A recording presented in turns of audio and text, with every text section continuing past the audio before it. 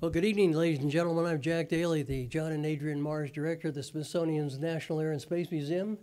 And it's my pleasure to welcome you here tonight for the third of the GE Lecture Series this year, and welcome you to the Lockheed Martin IMAX Theater. Since 1982, this lecture series has spotlighted more than 140 of the biggest names in modern aviation history. This is possible thanks to the generous support of GE Aviation. Private contributions are essential to our programs. In fact, they would not be possible without this support. And it's my privilege to acknowledge their longstanding and valued sponsorship. GE Aviation's tremendous generosity has recently allowed us to expand our successful explainer program. And it goes beyond the walls of this museum now, because we'll now have explainers at both here and at HASI. And if you're not familiar with that program, these are college students that we hire to come in here and teach young people about the dynamics of flight, and we actually teach them physics. And one of the things that we have been recently credited with is being one of the best places in the country in our ability to trick children into learning. So it's, and we're working very hard on that. And thanks to GE, the museum celebrates a state-of-art technology, and it's a piloting program that also is going to be transmitting to Cincinnati school systems. By the way, that's where GE Aviation is located. And so we have a test program. We actually have in-classroom teaching taking place here, and it's all sponsored by GE. And representing GE here tonight are Captain General Sam Angelella, and he's Vice President, Military Customer Programs, and Steve Newbold, Director of Air Force Programs. Would you stand and be recognized, fellas? Yeah.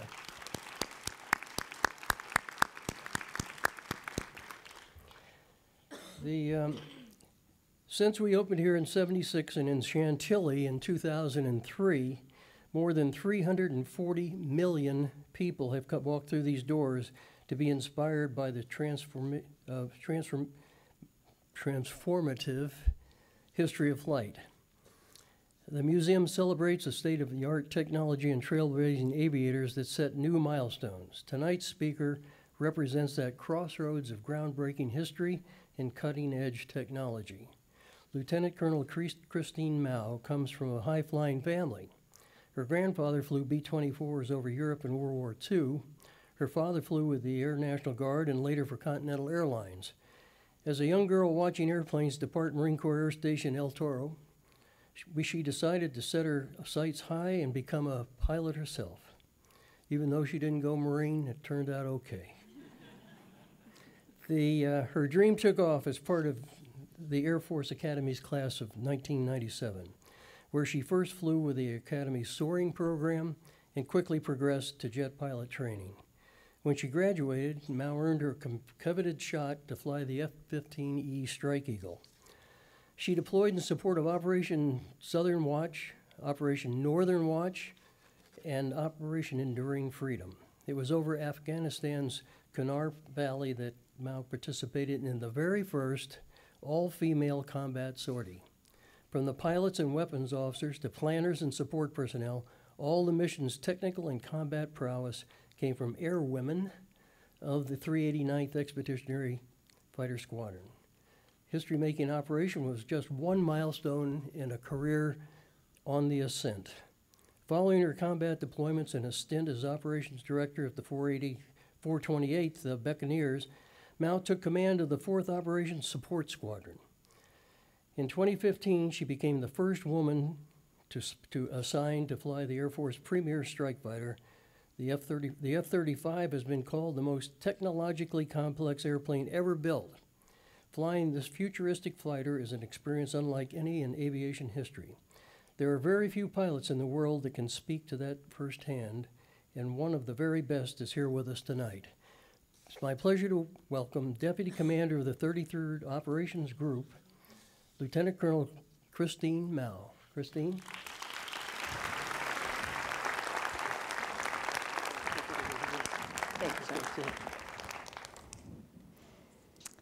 Thank you, General Daly. I appreciate that. That pretty much covers all my briefs, so we can open up for questions right now. I'm kidding. I'd like to recognize a few folks in attendance tonight. Some are already recognized. General Daly, thank you. General Angelilla. General Mueller is here somewhere as well. Sir, thank you. General Holmes, I saw you in the audience. It's really good to see you again, sir. I'd also like to recognize and thank my parents, my aunt and uncle, and a lot of friends who came here to support tonight. Thank you guys, really appreciate it.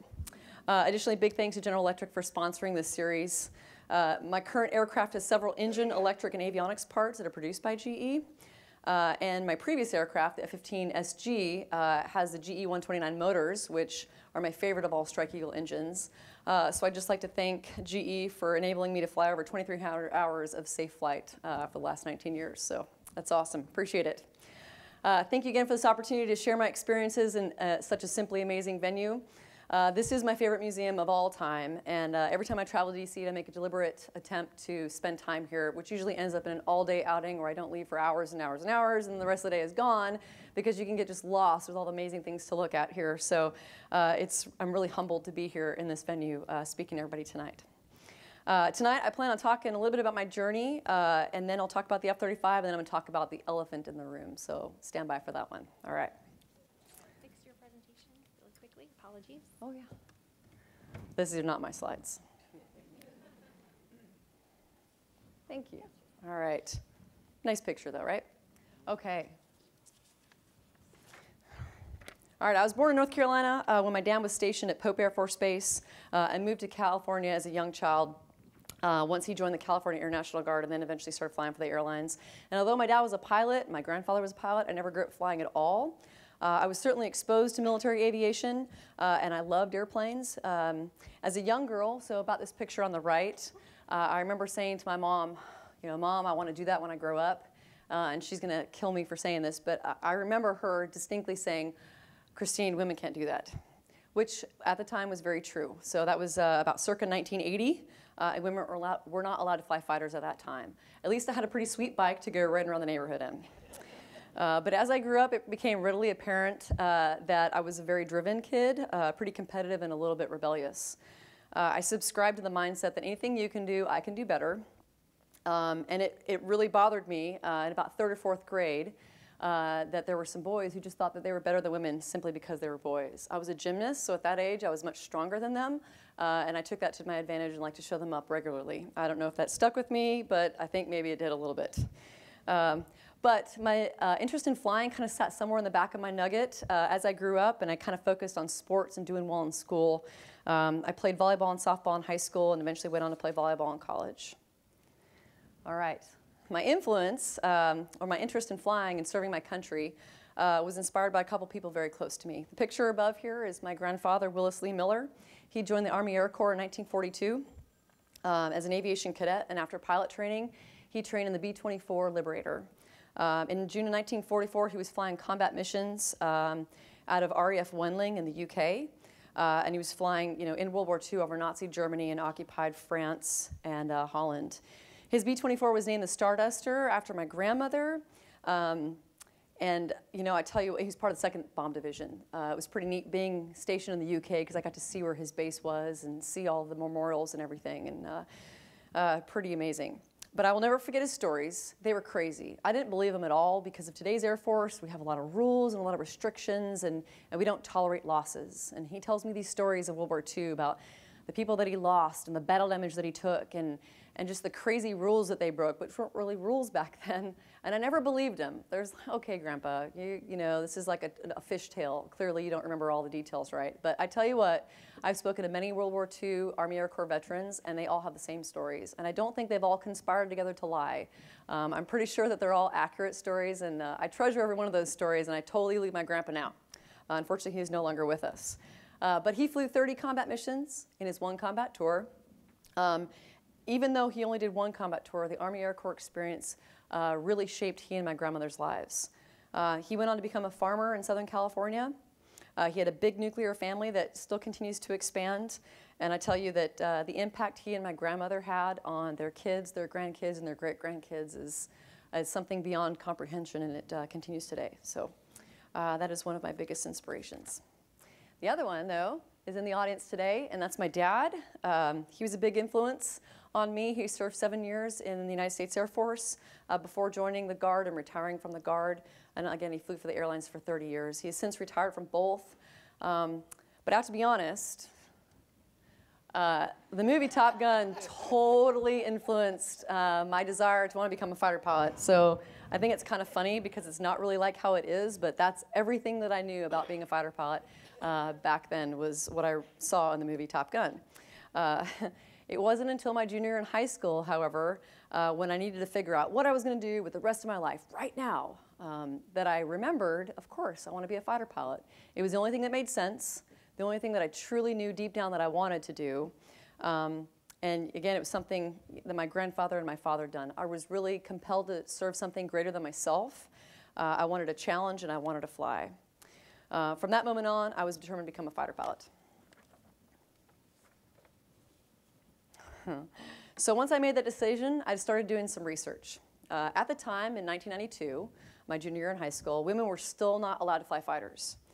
However, I read about some courageous women called the WASPs, and was surprised to see that women had flown every aircraft in the Army Air Corps inventory in 1942. So women had already flown fighters. They had flown fighters like many, many, many years prior, yet they weren't allowed to fly fighters back in 1992. So I've read many of their stories, kept their books on my shelves and their pictures on my walls. In fact, this picture right here, the B-17 pistol packing mama, has been the centerpiece of my office for about the last 5 years. I can't begin to imagine the obstacles that they overcame, especially with the social norms being what they were back then in the 1940s, despite the fact that our nation needed them, nor can I imagine tolerating the treatment that they received by our government once they were disbanded.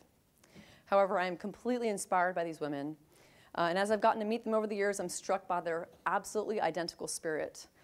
Despite their totally diverse backgrounds, they all love aviation, they love each other, and they love their time as WASPs.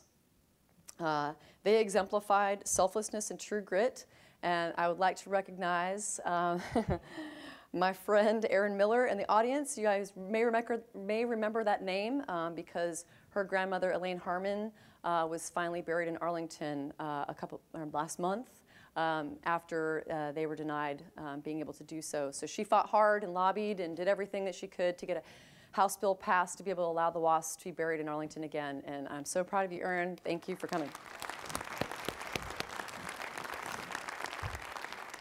And I know your grandmother is super proud of you as well. And it wasn't just Erin, it was the rest of her family. All right. My research also revealed that at the time, which was kind of the time of banked pilots, for anybody who's familiar with that, that going to the Air Force Academy offered the best chances to become a pilot. So I applied and was accepted to the class in 1997. And again, I'd never really flown, despite being the daughter and granddaughter of pilots. So it wasn't until after I was accepted to the Air Force Academy that my parents bought me this 30-minute flight in this really sweet Cessna 152 for my 18th birthday. I guess they wanted to make doubly sure that I really liked flying before I dove into the Air Force Academy. Obviously, I did. I really enjoyed every second of it, and it didn't matter because I already made up my mind. So I was going to be a fighter pilot no matter what. But it did help that I loved it. I was pretty good at it, and the rest is history. So coincidentally, the following month, though, in April of 1993, the combat exclusion law was lifted, and women were allowed to fly fighters in combat. So that made it perfect timing for me, and I was able to follow in the footsteps of women like Jeannie Flynn, who's now Jeannie Leavitt, and Martha McSally, whom you may also recognize as she is a congressman. All right, so 3 months after my first civilian flying lesson, I was off to basic cadet training at the United States Air Force Academy, a really fun way to spend your summer after graduating your senior year in high school. Not really, it's okay, but I absolutely enjoyed it. I learned a lot about myself, and during my 4 years there, I did learn to fly a little bit more. So my freshman year, as already mentioned, I flew gliders. At the end of my junior year, I flew the Slingsby T-3A Firefly, which is that sweet little white airplane up there on the right-hand side. And that just reinforced my desire to become a fighter pilot. I loved it. It was something I was good at. It's something that I just was driven to do and to do better and better. So I did well enough in the T3 program to be able to qualify for Euro-NATO joint jet pilot training at Shepherd Air Force Base. At the time, that meant that you were pretty much guaranteed a fighter. So of course, that's where I selected to go, and thankfully, I was picked up to go there. All right, this may be a little bit controversial slide here, but I'm just going to be honest with you here. Okay, IHTFP means two things, both somewhat cynical little mantras, but one is I'm here to fly planes. The other one is I hate this freaking place. And that applied to the Air Force Academy, and I will tell you there were many times that those cynical mantras were basically what kept me going. The picture on the left is from Parents' Weekend my freshman year with my parents and grandparents. I think they were surprised I made it through basic cadet training at the time. It was slightly difficult, however, to go from being the best in your high school and showing up at the Air Force Academy and now being surrounded by the best of everybody from their high schools all over the United States. So you were the best, and now you're just one of the very best. And so just trying to balance everything was very challenging. I got to play Division I level volleyball as well, so trying to balance academics, athletics, the military side of the house was a super huge challenge for me. I pretty much also got caught for about every rule that I ever broke. So trying to manage the whole cadet discipline side into that whole mix was also a challenge as well. But I like to learn things the hard way, clearly. And so like I said, the Air Force Academy was a challenging time for me, but I learned a ton. As you can see from the picture on the right, I did graduate. And I actually did pretty good by the time I graduated. And overall, as I look back, I treasure my experiences. I learned a lot about myself, mostly the hard way. I learned a lot about leadership, and I really grew as a young, soon-to-be officer. I will never forget the lessons of integrity, leadership, and service that I learned there. Okay, so after graduation, I was off to pilot training at Euro-NATO Joint Jet Pilot Training, or NJEPT, where I flew the T-37 Tweet and the T-38 Talon, as well as the AT-38. So that picture on the top left is my first solo ever of all time in a little twin-engine jet there, and the picture on the right is when they threw me in the big water tank after my solo. It was pretty awesome. I think I gained the most air because I may have been the lightest weight pilot at the time when they threw me in there. A funny memory that my 10-year-old wanted me to share with you that I have from NJEPT. So NJEPT is called that because you have NATO countries going through pilot training at the same place. So my assigned instructor pilot was from Norway. And if you've ever spoken a Norwegian before, they have an interesting accent. And so there we were, flying in the VFR traffic pattern. And he was trying to show me a ground reference in the traffic pattern that I wasn't seeing. It wasn't a marked ground reference. It was just something that you could kind of use if you wanted to. And I'm looking, and he's like, look, do you see the Jell-O barn?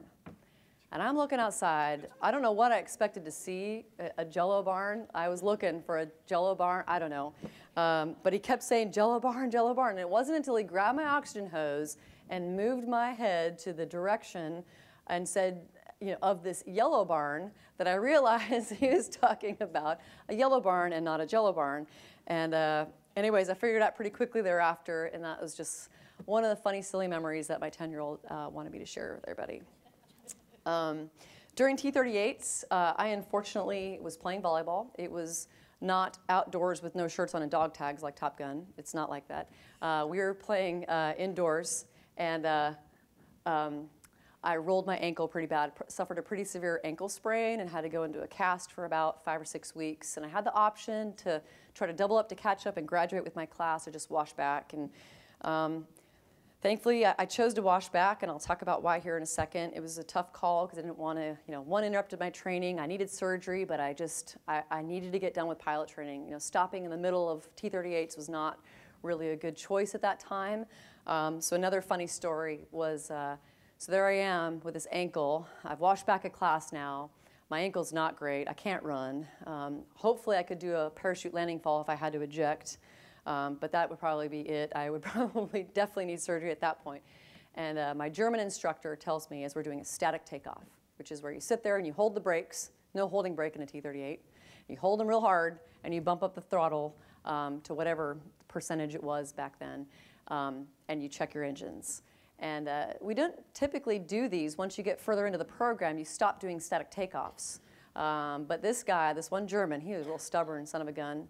He wanted to make sure that my ankle was okay. So we taxied in the runway. He's like, we're going to do a static takeoff. Okay, great. So I taxied into position and I hold the brakes with everything I possibly could, but my ankle was just not great. And I could barely, we started eking forward and eking forward and eking forward. And he says, if you can't hold the brakes, you can't pass the wide. That's how he talked. I'll never forget it. Page counts with him were awesome. And so I figured it out. I gutted it out. I held those brakes. There may have been tears streaming down my face, but I did it and passed the ride. So that's another sort of funny story that ended up in a good way, because by the time I hit pilot training assignment night and graduation, I learned a whole lot. Okay, so wait for it. One of the most salient lessons I learned in pilot training was, not, aside from learning how to fly, which was super important, but was growing thick skin. You can't underestimate that, because you're going to get debriefed about every little thing you do wrong in every aspect of your day. You walked into the building wrong, you walked out to the airplane wrong, you checked in on the radios wrong, you taxied wrong, you took off wrong, you were in formation wrong, everything you do is wrong. So it's, you know, and that's everybody. It goes across the board for everybody. So growing thick skin is pretty huge. I can't stress that enough. But ignoring those who don't support you and persevering was the absolute key to success. My theme song for about the first 5 years of my Air Force career was by Chumbawamba, that whole "I get knocked down, but I get up again. You're never going to keep me down." I can't sing, so I'll spare you. But that was my absolute theme song, playing in the background over and over again. So a little bit of resiliency and persistence and just prevailing through tough times. So while washing back was disappointing to me at the time, it was an absolute blessing in disguise, because my new class, or my old class, didn't have the jet that I wanted. And I didn't know that at the time. And it wasn't until my class got the drop that I realized I got what I wanted. So I graduated in 1999 as a distinguished graduate. So it was in the top 1 or 2 of my class, and I went on to fly the mighty F-15E Strike Eagle Mac Air Warhorse. So this is a special place in my heart. I love the F-15E Strike Eagle. So as you can see, it is a twin-engine, twin-tail, 2-seat aircraft. It was built by McDonnell Douglas and eventually Boeing once they bought out McDonnell Douglas. And at the time, it was the newest fighter in the Air Force inventory. So it was produced in 1986. And if you guys may remember, it was designed after the F-15C Eagle. So they took a really great airplane, the C model, and made it even better with the F-15E Strike Eagle, in my humble opinion. It was multi-role, designed to be multi-role, 2-seat fighter. It carried more gas and bombs than any other airplane out there. The max takeoff weight was 81,000 pounds. It still is. So 81,000 pounds for this bad boy, which I found interesting because my grandfather's 4-engine B-24 had a max takeoff capacity of 65,000 pounds. So it's funny, I was a bomber designed to drop tons and tons of bombs in World War II, and here we were now in the, the 90s and 2000s, me flying Strike Eagles, and it can carry a whole lot more as a 2-seat little fighter. The jet was declared initial operational capable in 1989, and just 2 years later, it was deployed in support of Desert Shield and Desert Storm. Since then, Strike Eagles have flown in absolutely every major conflict that we've had. So, to name a few: OSW, ONW, OEF, OIF, Deliberate Force, Allied Force, and of course, Odyssey, Dawn, and Inherent Resolve. In fact, right now, we have Strike Eagles deployed in support of operations against ISIS in Iraq and Syria, doing our nation's dirty work, and they've been doing it well for a very long time. F-15E training took place at Seymour Johnson Air Force Base, North Carolina. Took about 7 months, during which time you're typically crewed with a WISO, which is a weapons system officer or a backseater. So the picture up there is me and my crewed backseater in the B course, which is the basic course learning how to fly that airplane. Following training, I was assigned to my first choice of bases and my first operational squadron at RAF Lakenheath in the UK. All right, being in the UK offered many opportunities to travel, tons of opportunities to deploy, and flying exercises in really cool countries. Germany, Norway, Portugal, to name just but a few. I was always on the road, and I absolutely loved it. I also got to employ the F-15E in combat multiple times. So the above pictures are from my first combat deployment in 2001. As you can see from the picture on the left, it takes a huge team of people to support just a handful of fighters in combat operations. So that was the 492nd Expeditionary Fighter Squadron, circa 2001. I was the youngest pilot they brought on this deployment. which means, you know, I was going to make the most mistakes. They're going to make fun of me the most. That's standard in any fighter squadron. I was also one of the very few who got to drop bombs during this deployment, which, you know, made me even more of a target for the jealous guys who didn't get to. So there we were. All right, me and my Wizzo, who's the one pictured above, my crewed Wizzo. Barney, who is actually at Eglin Air Force Base with me. He's retired now. We were flying over Iraq, patrolling the southern no-fly zone. And we start getting shot at by this KS-19, which is a 100-millimeter anti-aircraft artillery piece. And it was shooting at us. And what it was a guy was running out from his building. He was pulling the handle of the KS-19. The rounds were going up, unaimed. And he's running back in the building and hiding, you know, so that we couldn't, you know, hit him if we decided to target the KS-19. Back then, it took a little bit of time to get approval to be able to drop on this target. So once that box was checked, here we go. It's game time, right? So we're going to drop bombs. This is like, you know, I've been flying the Strike Eagle for not even a year, and I'm dropping bombs on bad guys. It's a really defining moment. So we're capped, unfortunately, at a pretty high altitude. And back then, our sensors weren't that great. So we're looking through our targeting pod. The resolution wasn't great, and like I said, we were capped at a certain altitude, which was driven by the rules of engagement at this particular time. So as we were on our target run, I'm waiting for my backseater to say, you know, captured, clear to release, right? And I'm not hearing it, and I'm seeing this getting closer and closer and closer to release range. My heart is beating faster than it ever has in my entire life. I'm sweating, I can't breathe, you know, and I'm just got my finger shaking on the pickle button, waiting to press it. So I start bunting because he doesn't have the target yet, because it's a tiny little pixel from our altitude and our range. He eventually calls it capture, clear to release. At the last second, I press the pickle button. 2 GBU-12s go off. He successfully guides him to the KS-19. Hair, teeth, and eyeballs, and you know, explosions go off. It was really good. We ended up getting the guy who was the one who was pulling the trigger. So it was kind of a double win because we destroyed the AAA piece and we destroyed the dude that was shooting at us.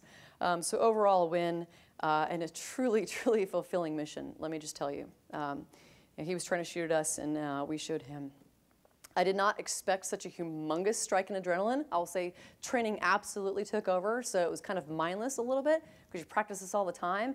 But man, that spike in adrenaline really woke you up and got me going. So that's my first deployment, and there's our Strike Eagles flying in front of the Kuwaiti towers. We were deployed to Ahmed Al Jaber in Kuwait, which I had no idea where it was until I got there. All right.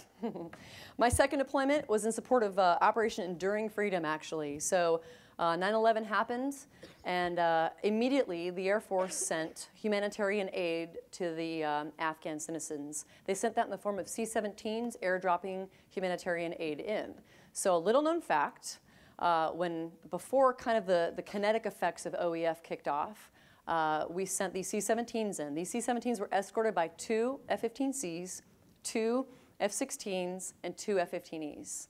So we sent 6 fighters to take off, get gas, and rejoin with the C-17s and escort them through bad guy land while they dropped humanitarian aid and then flew them back.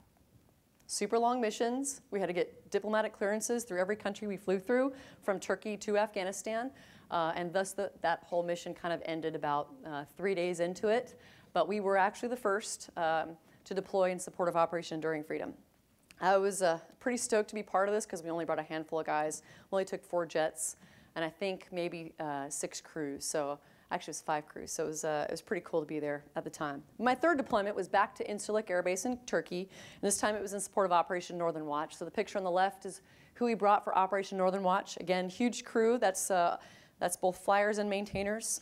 And this was this time to patrol the northern no-fly zone. The picture on the bottom right, it's difficult to see, but we're flying over the mountains in Kurdistan, and there's the tanker, and it's refueling an F-15E. There's another F-15E on the right wing with 2 F-16s on the left wing.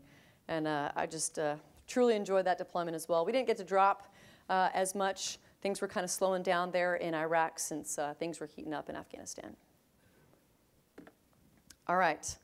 Just prior to my 4th deployment, I had to make the decision about whether I was going to stay in or get out of the Air Force. My pilot training commitment was up, and I was trying to decide whether I was going to take the bonus, stay in the Air Force, give it a shot, or get out and be a mom. I had a 1-year-old at the time. Actually, she was a little bit under 1.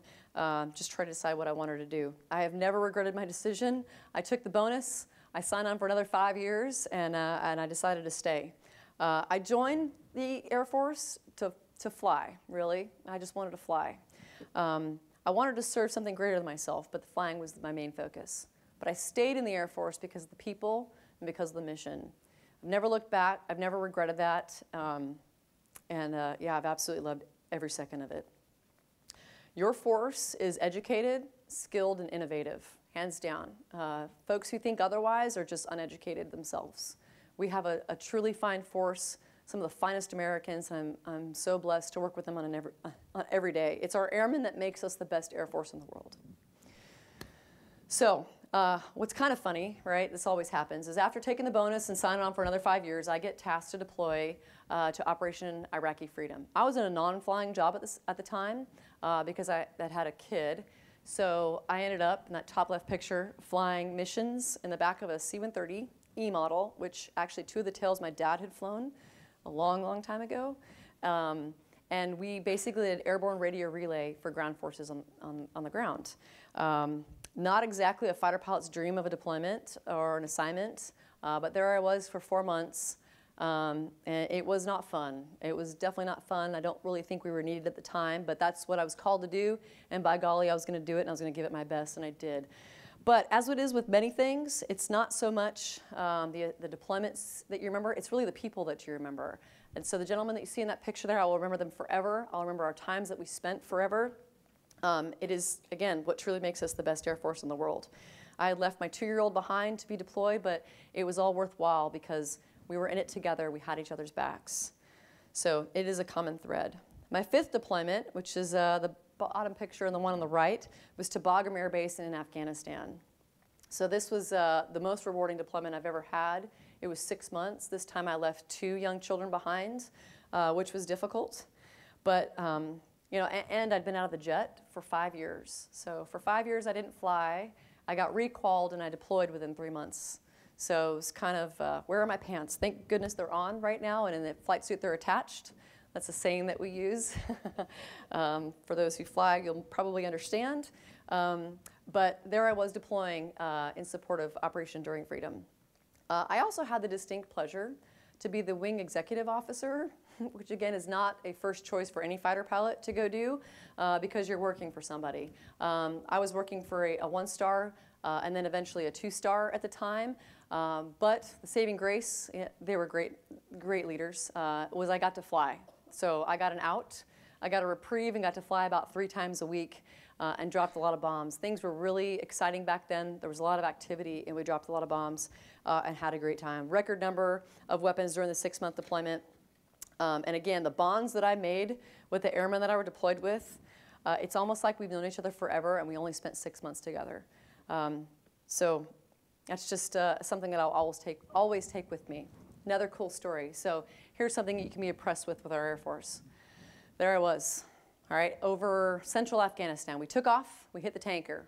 We were going to go support Big Dog JTACs, which are you know, guys on the ground, Joint Terminal Air Controllers. And Big Dog were Polish JTACs, and they were kind of in the central part of the country. And you knew that when you were going to Big Dog land, that it was going to be kind of a boring sortie. You're going to spend a lot of time looking at things on the ground, and there wasn't going to be a whole lot of action. So we took off, and we were excited to do it because, by golly, if we're going to do it, we're going to give it our all. We take off, we hit the tanker, and then while we're on the tanker, the controlling agency, Pyramid, I think, says, hey, you've been retasked, go support some special forces guys in the eastern part of Afghanistan. So I said, sweet, see ya. I left my wingman on the tanker, and I went straight there. Checked in with the JTAC, and as I'm checking in, there is a MQ-9, so an unmanned aerial vehicle or a remotely piloted aircraft, depending, they were called UAVs back then, that had just shot a Hellfire missile, actually it was an MQ-9, just shot a Hellfire missile at some guys on the ground. These were really bad guys. It was the #1 guy in Afghanistan from the Haqqani network. He was responsible for the international hotel bombing in Kabul, I think a month prior, so he'd killed a lot of people. And we were going after him. And I didn't know any of this at the time. I just knew there's an objective on the ground, and I'm going to get him, by golly. So the Hellfire shot from the MQ-9 because they found him. They shot him right away. It was within like a minute. It was eye-watering to see how quick and agile our force can be. We check in. My wingman's about 20 miles behind me after he got gas. Within 2 minutes of checking in, We laser spot tracked where the MQ-9 was looking. We found that spot, and they told us to drop a 2,000-pound class GPS-guided weapon.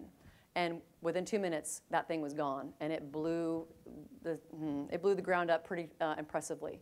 From that point, people are scattering. So I think we probably got rid of a few guys in that, but there were 5 total. So there were still some guys on the run. So at that point, my wingman rolls in, and the handoff was simply, hook my mark. And so he looked on the data link, looked at our mark point, hooked it, cued his sensors in, and dropped a weapon within 1 minute of checking on. So for those of you with any concept of fighter aviation, that shortened kill chain is incredibly impressive, and it can only be done by lots and lots of practice and great sensors and weaponry that we have. So they dropped, and the way that the day ended is we ended up getting all 5 of the objectives that we were going after. The Special Forces guys were pretty happy. We strafed, so both of us shot all of our 20-millimeter rounds. We both dropped our 2,000-pound bombs, and we dropped 3 of our 500-pound laser-guided bombs. So it was a pretty good day, and we killed a lot of bad guys and saved and kept coalition forces safe. So that's one of my favorite combat sorties ever. All right. I deployed in support of OEF when I was at Mountain Home Air Force Base, which is in Idaho. Awesome state if you've never been there. And when I came back, I was fortunate enough to be the Director of Operations for the 428th Fighter Squadron at Mountain Home. For those of you who aren't familiar, so that is a US-flagged Singaporean squadron. So the members of the squadron are pretty much all Royal Singaporean Air Force maintainers and operators, and they fly the F-15SG. The picture on the left is of us when we deployed in support of Operation Red Flag Alaska, and that is a Singaporean KC-135 with F-15SGs. The F-15SG is a really advanced Strike Eagle. GE 129 motors, as I already mentioned. It's got an infrared search and track system, a sniper targeting pod on all of them, an AIM-9X, which is a really nice IR missile, and an advanced electronically scanned array antenna radar. So, and all color displays. So for those of you who've ever flown or seen a Strike Eagle, it was kind of like, here's what I'd like to see in my Strike Eagle is this, and that's what the Singaporeans bought, and it was awesome to fly that airplane. But most importantly, like I've said before, it was the people. I absolutely loved working with the Singaporeans. It was a great squadron. I love my time there, and I will treasure it forever. So in 2013, I was very fortunate. I got to take command of the 4th Operations Support Squadron. I was at Seymour Johnson Air Force Base, North Carolina. It is, hands down, the best job I've ever had. I could not imagine a better job in the Air Force, and I've heard many senior leaders say the same thing. I led over 285 airmen and civilians. It was in the most diverse squadron in the Air Force. We had weather airmen, intel airmen, air traffic controllers, airfield managers, aircrew flight equipment, scheduling, range, weapons and tactics, all in the same squadron. So it was a bunch of random operation support entities, all kind of thrown together in the same squadron, ready to go, make it happen. I loved every single one of my airmen like family. Leading them toward a common goal, getting the mission done and taking care of people is something I'm very passionate about. It was not easy at times, but I treasured every moment. I learned a ton, and I did my best. I absolutely gave it my all. I was so blessed to have this opportunity. I also got to fly the Strike Eagle while doing it. So here I am on my Finney flight. So all good things must come to an end. And as you can see by the photos above, I had my last flight in the Strike Eagle. It was the day before I turned 40. And 2 days later, I gave up command of the 4th Operations Support Squadron, which was a sad day. But I somehow totally won the lottery. My next assignment was to go to Eglin Air Force Base in the beautiful Emerald Coast of Florida and to fly the world's most advanced fighter, the F-35A Lightning II. So farewell to the F-15E and hello to the F-35A Lightning.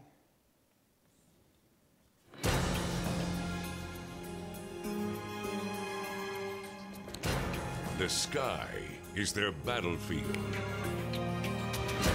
their wild frontier, their home. Throughout time, these warriors have rained down fire on their foes from the clouds above. These pioneers made history fighting proudly alongside others from many different backgrounds and places. From their bird's eye view, these peacekeepers have kept a close watch over the plotting enemies of freedom around the world. These guardians have flown to the rescue of innocent lives, and as true heroes, have sacrificed lives of their own. And still, these brave men and women have continued to place themselves in harm's way and defend the homelands of those under siege. They are the Nomads, and for 70 years, they've stood ready to serve and protect anywhere, anytime. Along their extraordinary journey, they have flown at the helm of the most groundbreaking fighter aircraft throughout history. From the indestructible Warhawk, to the legendary Phantom, to the Eagle that would dominate air-to-air combat for 3 decades. The Nomads have time and again taken every aircraft to its greatest potential. Now, a name from their history reappears. The lightning of their past was inspiring. The lightning of the future, revolutionary.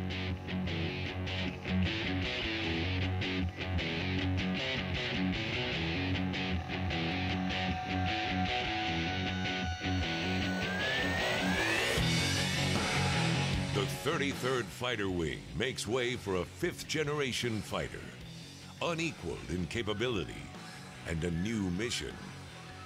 Training new generations to win the ongoing battle for freedom. With their enduring legacy, no one is better prepared to introduce the F-35 to the world than the warriors, the peacekeepers, the heroes. They are the Nomads.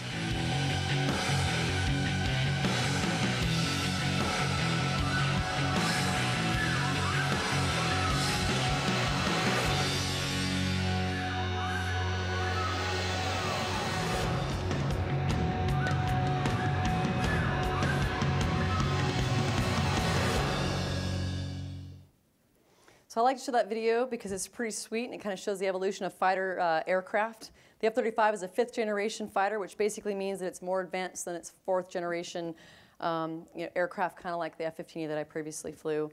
Each generation of jet fighters sees advancements in things like speed, maneuverability, weaponry, the ability to detect targets, and the ability to potentially prevent them from detecting you. The F-35 has the benefit of stealth, advanced sensors, and eventually some improved weaponry we don't just have yet. But what makes it stealthy, it's got to be built in, it's got to be designed to the aircraft. So if you take a look at it, there's diverterless inlets. So we've got 2 inlets, we only have 1 engine, and we kind of bury that inside the jet itself. Aircraft shaping and edge alignment, radar absorbent paint, composite structures, and internal weapons carriage. So we can carry up to 4 weapons internally at this point in time. We can also carry up to 7. We have 7 hard points on the outside to carry things externally. It's got 1 engine. That engine has 40,000 pounds of thrust, a little bit over actually. We also have an APG-81 advanced electronically scanned array antenna. It's pretty nice. The electro-optical targeting system, which we have, and it retains our aircraft stealth capabilities despite having that thing, and you can see it right here in between me and my crew chief. So it's essentially like what you would call a targeting pod in a 4th-generation aircraft where we can look at the ground. We have a distributed aperture system, which is basically looks for missiles and any other threats it can detect. We have an impressive radar warning receiver as well as electronic support system that can provide very precise emitter locating and jamming. It is lethal, survivable, and adaptable. And most importantly, the F-35 has awesome Americans that are flying and maintaining it. Perfect example is my crew chief right here, Senior Airman Nate Galtz. That guy rocks. So the JSF, right? F-35 is also known as the Joint Strike Fighter. There are 3 variants. It was built for the United States Navy, the Air Force, and the Marine Corps. The Air Force variant is the one here on the top. So that's the CTOL, conventional takeoff and landing. We have an internal gun. We're the only one of the 3 variants to have that. If you look at the F-35C, that's the Navy variant. They've got some beefed up landing gear as well as a beefed up tail hook in order to land on the carrier. They've got a wider wingspan in order to kind of slow down their final approach speed when landing on a carrier. Unfortunately, though, they do not have an internal gun, so they have to carry a gun pod. When you look at the F-35B, this is the one that people like to look at because it's kind of like a flying transformer. When it comes into land, you see the lift fan door open up, and then the engine rotates 90 degrees down. And so this bad Johnny right here also has a probe and drogue, so Navy-style refueling, and also carries the gun externally. So we have 8 aircraft partner nations that have signed on to the GSF, and then forthcoming with a number of foreign military sales folks that sign on to this. The Air Force recently went initial operational capable on 2 August. So that's pretty good. And it's, however, a challenge because it's a concurrent program. So the aircraft is being fielded while it's still in development. And you read a lot of really kind of negative articles out there about the F-35, how expensive it is and everything, but you have to remember, and I'm just speaking from a pilot's perspective, that it's not just the Air Force that's purchasing it. It's 3 different services that are purchasing it. The total DoD record is supposed to be 2,443 aircraft. So that's a lot. And of course, it's going to be very expensive because we're buying a whole lot of airplanes. Additionally, our foreign partners have helped out. So by the time this thing is fully fielded, we're in full rate of production. These aircraft are about 80 to 85 million, and I wouldn't buy it because I can't afford that. However, I will say when I flew brand new Strike Eagles in 2000, those things were 85 million coming off the production line. So to say that the F-35 is going to be 80 to 85 million coming off the production line once we're full rate of production, I think is pretty impressive. Being concurrent, though, does present a lot of challenges. There's things, as we're in test and development, that we find that aren't great, and we have to go around and fix it. And that's all the normal life cycle of any airframe. So I just want you to know this. I think this is a very impressive airplane. And here's some of the reasons why. Here's a B-24 cockpit. This is what my grandfather saw in World War II. Here's an F-15E cockpit. You can see, obviously, a lot of advancements as you're going from generation of aircraft. And now, here's the F-35 cockpit. So less clutter. There is a 20-inch by 8-inch panoramic cockpit display divided up into 4 portals. You can program them however you want. We call it the Burger King jet because you truly can have it your own way. And everybody's different. Side stick, throttle. And you'll notice there's about 12 switches on both, 22 switches on both the throttle and the stick combined. And I counted the other day on Tuesday when I was flying, when I was sitting waiting for takeoff, there's about, it's I think 34 other switches in the airplane. That includes the gear handle and the engine switch. So that's really clean. It's a beautiful cockpit. All right, the other thing that's really great about the F-35 is the helmet. So we don't have a HUD, which is the heads-up display, typically a combining glass that sits in front of the pilot that gives you some flight information and some targeting information. Since the aircraft doesn't have that, it has to be designed into the helmet. So this is your helmet-mounted display. Also, people talk about how expensive it is. I'll tell you, I have never worn a more comfortable helmet in my life. It takes 4 hours and 2 days to make one of these helmets for each pilot. They do a 3D map of your nugget. It fits perfectly. They measure your pupils, so it's exactly aligned to your pupils. And you never need to align this thing because there's a magnetic field in the aircraft that's constantly aligning it. So it's really nice. Additionally, there's a night vision camera system built into it. So rather than having to take off something to hook on some NVGs, which are also very expensive, this is built into the helmet. So I simply press a few switches and buttons, and now I'm looking through night vision in my helmet display without having to do anything, and I've got 360-degree view. Additionally, I can put the distributed aperture system, which is an IR image, into my helmet as well and have 360 vision around the jet as well. So it is really a beautiful thing. One thing I didn't talk about before is sensor fusion. So we have a lot of sensors on this aircraft I kind of briefly mentioned. What's really nice is among the many millions of lines of code is an algorithm that takes everything from all of our sensors and presents one coherent image to the pilot on one single display. So rather than having to manage multiple sensors on different displays, it all shows up to you on one display. That also includes off-board sensors. So things that you're getting piped on the Link 16 network, the data link network, is all also being fused with the information on board and presented to the pilot in a coherent fashion. So that returns the pilot to the tactician and not so much the, I have to take in this information, process it, and make a decision. The information's already kind of processed in a really nice way, and it really increases the pilot's essay tremendously. All right, so here's a quick example, 4th gen tactics. So here's an anti-aircraft, anti-access area denial type of environment. So you've got targets in enemy territory surrounded by surface-to-air missile sites. So some short-range ones, a little bit medium-range ones, and here's your long-range SAMs. And then prior to that, you have enemy fighters. So in order to attack this kind of scenario in a 4th gen mindset, so F-16s, F-15s, F-15Es, we would have a whole lot of assets. So you're going to have tons of support assets doing jamming, other sorts of enemy SAM takedown, before you have your strikers come in and hit the target. You're going to have high attrition rates in this type of scenario because they have to fly through such a huge threat array prior to getting to the target. When you're talking 5th gen, so here you go, here's your strike package trying to hit this target. You'll notice that all these rings have shrunk. The reason they've shrunk is the benefit of stealth. So the enemy just can't see us. It was designed into the aircraft. It works tremendously well.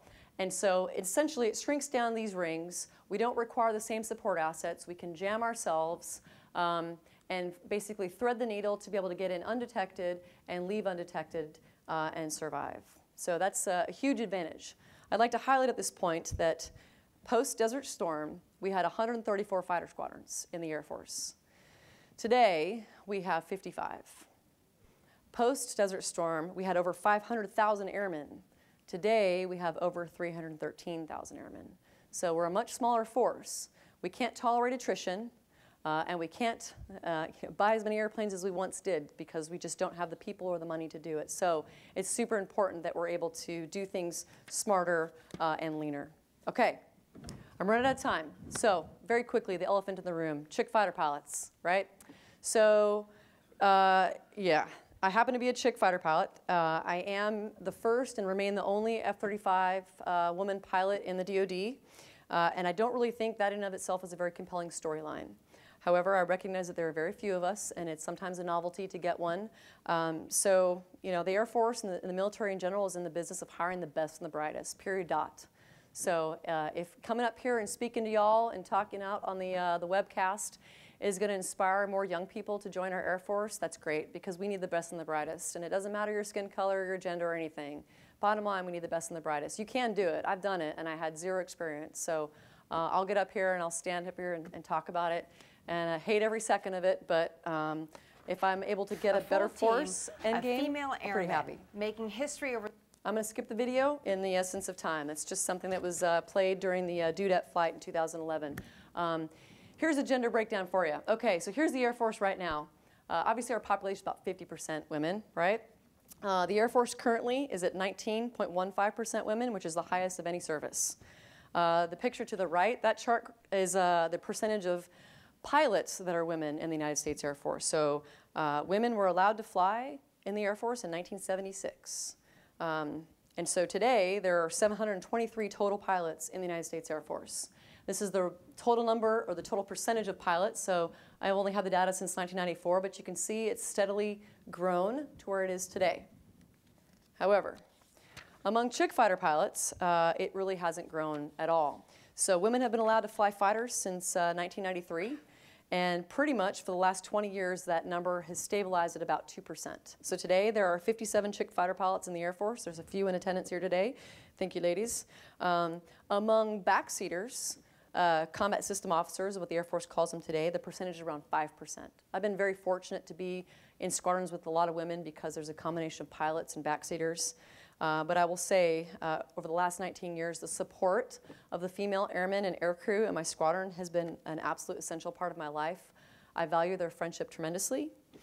Even if I've never met another female fighter pilot and we get together once, it's like We instantly bond. We share the same experiences, the same stories. We laugh like we've known each other for years. And it's really easy just to kind of relate to each other. The camaraderie that we share is something that I absolutely treasure, and the mutual support that we give each other, as well as a mentorship, is something I truly value. All right, so parting shots. So these are my two daughters, McKenna and Kayla. They are 10 and 7. They're amazing, and they are my priority in life. The toughest part of being a working and flying mom was really just kind of manage when to have kids, because you can't fly ejection seat aircraft when you're pregnant. But I will tell you, I've had some of the finest leaders and mentors who have just supported me and made it work, and just used my skills to the best way to both benefit the Air Force and enable me to have kids. So I thank all my previous leadership for making that a reality. I'm not sure that a future in the military is something that my kids are going to be interested in, but I certainly hope they develop a love of aviation. I've already have them flying, and I hope to teach them to fly myself once I retire. Being a single mom in a flying leadership position is not easy.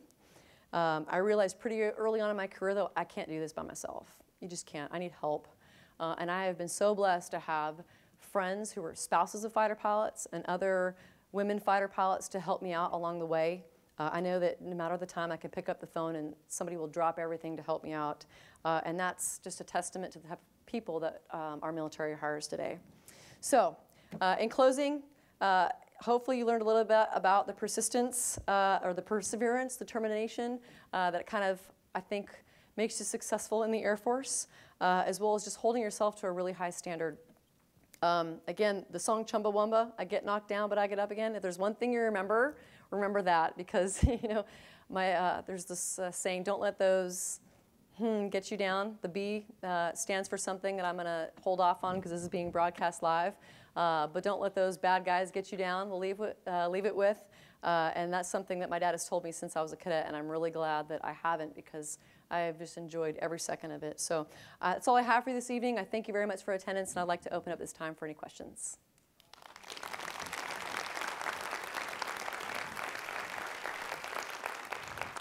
In the back.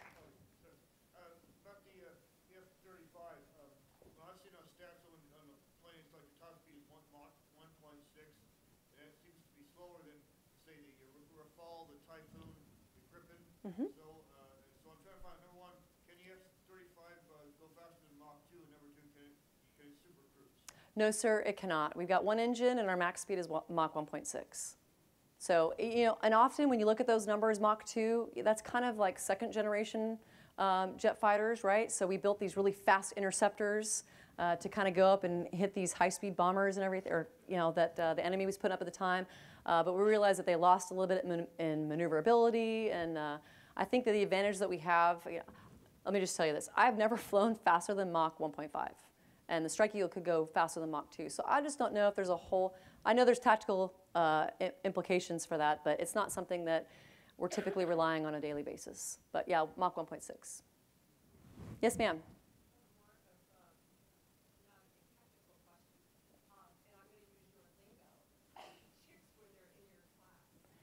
In the Air Force Academy back then, I think was about 10 or 11% women.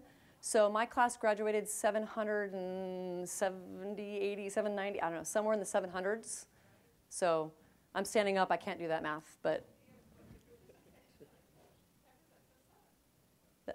70, yeah. Yes, ma'am. Yes, ma'am. In the middle, ma'am. Yes.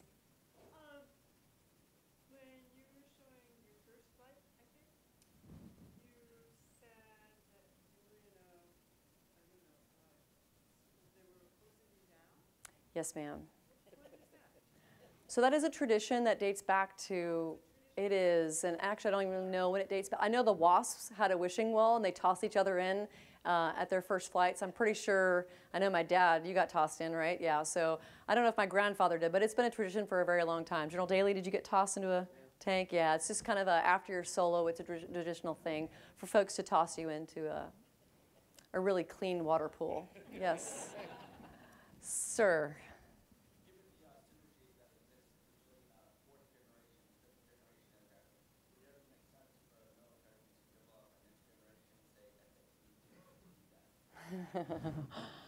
I certainly, yes, sir.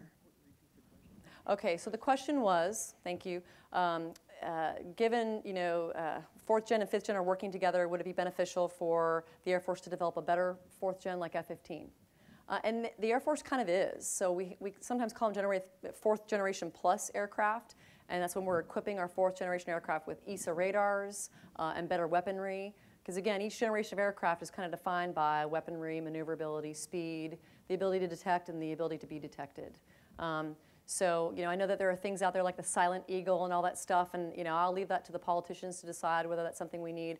I'll tell you, you know, from flying the F-15E and the F-15SG, there's immense benefits to flying a more advanced Strike Eagle.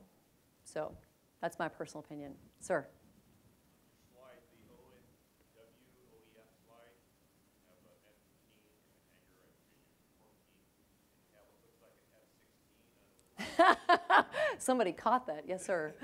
Can you talk about what that's for, the mission, or how? So that was a joke.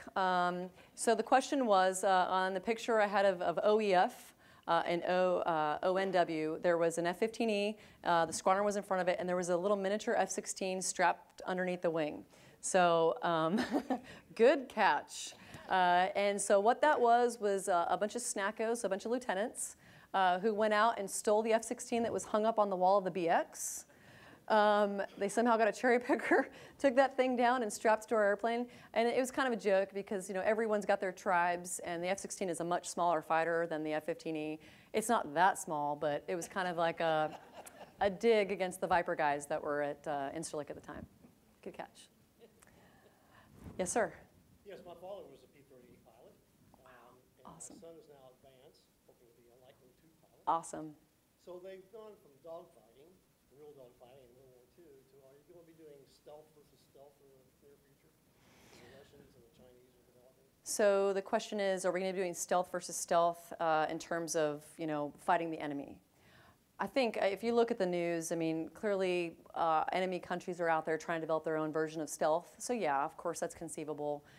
We still practice dogfighting. We learned our lessons from the beginning of Vietnam. We absolutely learned those, and really Korea. So we still practice dogfighting in the F-35, despite our stealth. Hopefully, I am never going to get there. Hopefully, I am killing dudes long before they see me. And every time I've flown in large force exercises, I have killed dudes long before I've ever merged with them, or I blow through and they never see me. So I've been... They were not stealth, though, right? Correct. They were not stealth. You're absolutely right. So, you know, stealth v stealth. There are other ways to detect, you know, and as we keep fighting, we're going to be fighting for parity and advancement. And I think that, yeah, we'll probably will be doing that. But the U.S. is kind of dominated in that realm as far as stealth goes and in advancement for a very long time. And so we'll see. Time will tell. Yes, ma'am. So correct me if I'm wrong. I've heard that the F-35 is supposed to take over that close support role that the A-10 Warthog does. And, you know, I don't know if you can really speak to this as much because you haven't flown an A-10, but one of the things they always say is that it's basically a bathtub surrounded with, like, so it's basically very well suited for that role. Right. And, you know, I've heard some questions about would the Joint Strike Fighter be able to have that sort of endurability or that endurance a little bit. Do you have an opinion? So the question is basically boils down to the A-10 versus the F-35 and the close air support role. Okay, so I'll talk to that a little bit. I flew close air support in the F-15E, lots of it. The ladies behind you, redhead back there, she flew a lot as well, tons, way more than me. You know, the A-10 is not the only aircraft that can do close air support. They're clearly designed to do that, yes. They've got this ginormous gun, the titanium bathtub that the airplane was designed around. It is pretty awesome in that role. The F-35 has got a 25 millimeter cannon, not a 30 millimeter, it's 25 millimeter. And we only have, I don't know, less than 200 rounds, but we can do close air support as good as or better than any of the fourth gen fighters like the F-15, the F-16. So we're not going to be an A-10, of course not. We're not flying low and slow. As far as survivability, there is some redundancy built into our systems. Okay, yes, we only have one engine. But now we talk about CAS in an environment where there may be threats. And the A-10 is not going there. There's no way. That's where you want to bring a stealth airplane for sure. But as far as endurance goes, we've got a lot of gas. In fact, the legs on the F-35 are longer than the legs in an F-15E, based on my experience. So internally, we carry 18,000 pounds of gas in the A model, and we've got one engine. So it's pretty impressive. Okay, sir. First of all, thank you for your service, ma'am. Secondly, in the Air Force, if you were not going to be a fighter pilot, what was your second career choice, if you did? I don't know if I thought that far ahead because it was going to happen no matter what. My major was aerospace physiology, and so I guess I kind of thought I guess I could be an aerospace physiologist. Was kind of my thinking. Saw another question here, sir. Because of the onset of pilotless aircraft, I've heard said that the last fighter pilot forever is alive today. Do you buy that? I do not. So the question was basically a statement that the last fighter pilot is those alive today because of unmanned and remotely piloted aircraft. I don't buy it. There's a lot of research out there by much smarter people than me, but ultimately it comes down to this. Unless we can develop artificial intelligence, there's no way we can make decisions quick enough with aircraft responding quick enough to be able to fight at the speeds at which a fighter needs to be operated. Because you just have to make decisions, and it's not a 1 or a 0. It's not, this is always right in this situation. Sometimes you make a decision that may be wrong if you're doing a true ORM calculus, but it's the right decision end game, if that makes any sense. So not to mention there's an issue with data link, the speed at which commands can go to the aircraft, and that is a technological hump that we have to get through first. And I think personally, artificial intelligence is probably a more realistic solution. That is my biology major speaking here, and my humble opinion. I saw someone up in the back. Okay. Hi. Have you ever ejected out of one of your planes during your experience when flying with airplanes? No, thank goodness. I have never ejected. I do know people that have, though. Quite a few, actually. But I have never had to do that. So 2,300 hours, and I'm good so far. All right, any others? Ma'am. Hi, ma'am. I'm actually also an active duty. I teach at the Naval Academy, and I run a program for the Naval Academy Women's Network. It's all about promoting the retention of women's rights through mentorship, basically. And of course, one of the primary concerns among women is balancing career and family. And you've had obviously a very impressive career, and you also have some family components. You seem to be one of those women who has it all. Could you speak to some of the challenges you encountered with that and how you overcame those challenges, especially as a woman? Yes, ma'am. So the question is basically balancing family life, military life, and I cannot do it all. So I try to throw it in as a quick little soundbite at the end. I need help. And it takes, took a long time to get to that point where I say, I need help, and I do.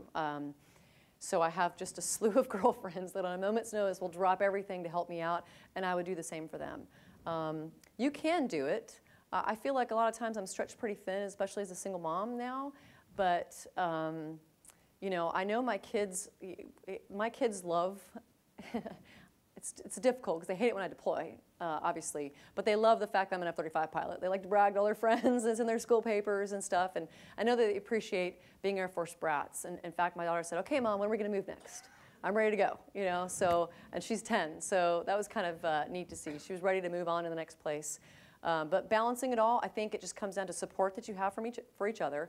Challenges I've had was trying to fit getting pregnant into a flying career, because again, you can't fly ejection seat aircraft when you're pregnant. But I've had phenomenal leadership who have just supported me and kind of made it happen, so it was kind of seamless. It wasn't easy, and early on in my career, there were a lot of dinosaurs that were that kind of threw up a lot of resistance. So that Chumbawamba song, right? So just kind of like keep plugging away, doing my best, kind of hope for the best, and thankfully it worked out. It is not easy. I require a lot of help, and thankfully I get that help. I hope that helps. And go Air Force, sorry. Did you see the game last weekend? Okay. All right. Any other questions? Ma'am.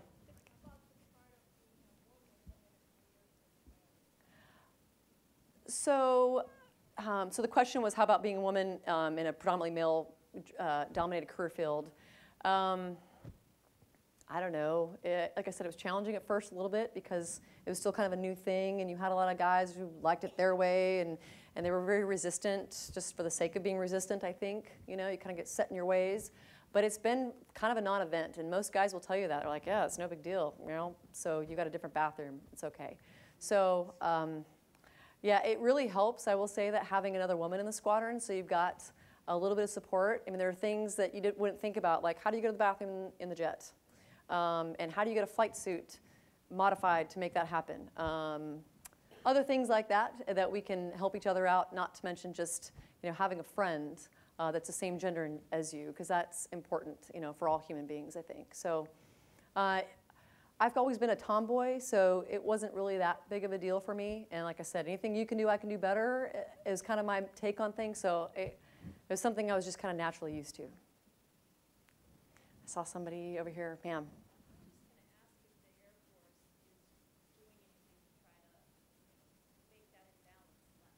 Yes, ma'am. So the Air Force is doing a lot to try to recruit just the best and the brightest, and just to make our force more diverse. There's a lot of initiative that the Secretary of the Air Force just released. I don't have those memorized. However, they're taking active efforts to try to hire just a more diverse workforce, not for the sake of diversity, but for the sake of hiring the best and the brightest. So the biggest strength of our nation is our diversity. It is. So we need the best and the brightest. We need folks from all walks of life to join. So yes, the Air Force is actively trying to do that. This is one of those things, hopefully. The Air Force didn't send me here. They asked me, but the museum asked me. But hopefully, I might inspire some young woman somewhere or some young man somewhere to join the Air Force and be a fighter pilot. And I think that's great. In the back, sir. Yes, ma'am. Thank you for your service. Appreciate that. I know you appreciate doing your job and getting bad guys. What about flying besides that is your joy? What do you find is what's your reason?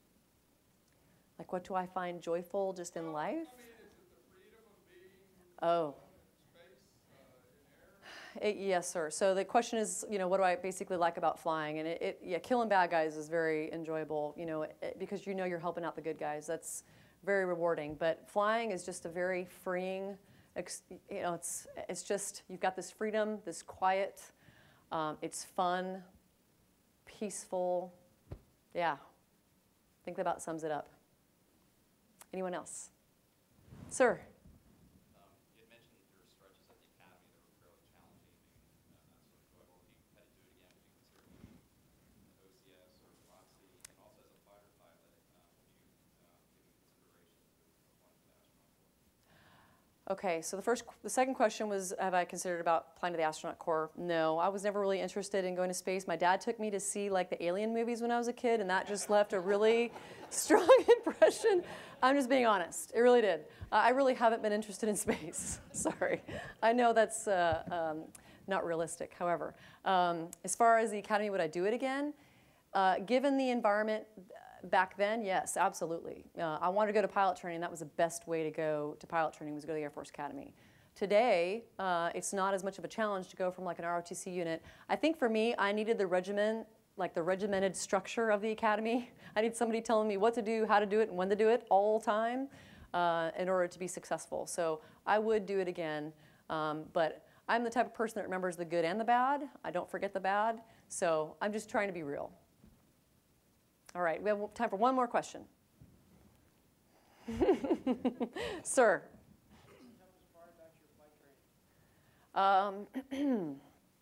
The toughest part about flying, I'll talk about the F-35, right? Because I had already got over 2,000 hours in the F-15E, but switching over to the F-35 was this whole one-engine thing. That took a lot of getting used to, as well as the fact that there wasn't anybody in my back seat. Just because I'm always used to saying, hey, oh, there's no one there. Or hey, we flew at 1.5. Well, who's we? Yeah. So it was fine. It was just, it took some getting used to, and just, you know, having one engine that, you know, you regularly practice, you know, leaving in an off position so that you can land without one. You know, we don't actually turn it off unless there's an emergency, clearly.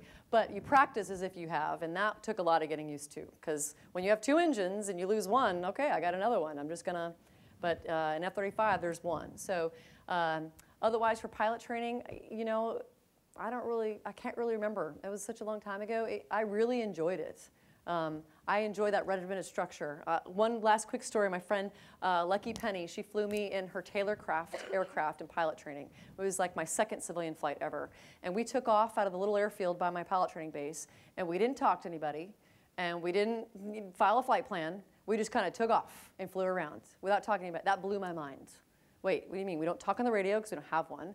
We don't have to go to, fly this departure point and this VFR reporting point and tell her, it was just kind of it was pretty neat. But it blew my mind because I wasn't so used to it. So anyways, yeah, and I'm going to start flying more of those kind of airplanes here as I get older too. So, all right, General. Thank you very much. Absolutely. I'm sorry it took so long. I didn't mean it to take so long. No, just right. All right. Let me just... Thank you, Colonel Mao. That was, you need to work on the enthusiasm just a little bit. But I can see why you're where you are, and the United States is fortunate to have you. You've led the way clearly throughout your career, and your determination, your skill, and your stick-to-itiveness, I guess, is what really counts. And I'm sure that you have been an inspiration to many people. And that one of the things that we talk about in this museum is people will come back and say, when I was 8 years old, I came in here and I heard this or I saw that. And so I wouldn't be surprised to see you in a recruiting billet before you're, because you've got a great story to tell and you live it. And we thank you very much for this evening. It's been wonderful.